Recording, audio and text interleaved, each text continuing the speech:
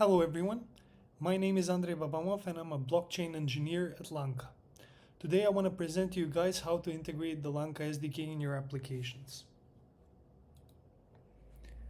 So the first thing we need to do is look at the installation process. The second thing is how we can configure the SDK to work in your projects. And lastly, we're going to look at route requesting and executing token swaps.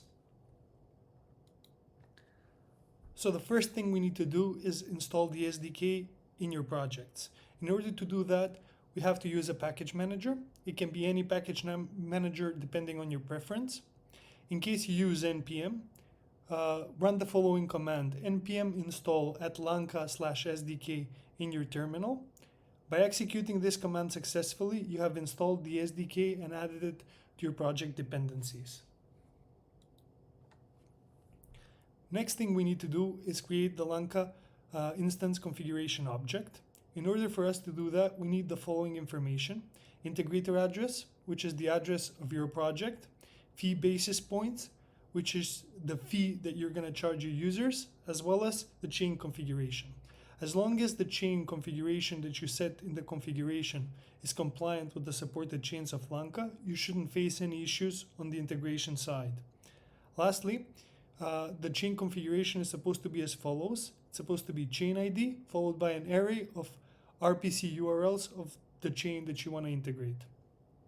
Feel free to use the Lanca client configuration object that's on the screen. However, keep in mind that you're supposed to replace your integration address with your actual address and define the supported chains and RPC URLs.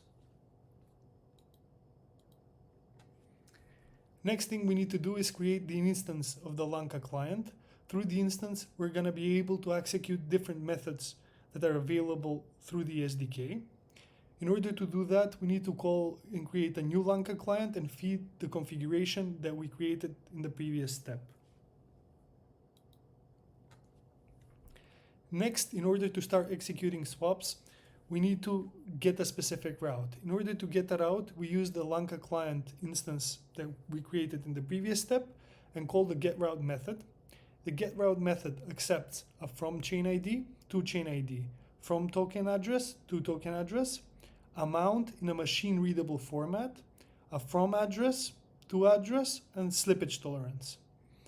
Before you execute this, please make sure that all of the token addresses and amounts are valid and are in valid formats. Since we got the route in our last step, the next step is to execute that specific route. In order for us to do that, we need to create a wallet client, which is done in your applications, create an execution config, and call the execute route function. The execute route function accepts a route, wallet client, and execution config as arguments. Again, please make sure that the token addresses and amounts set are valid.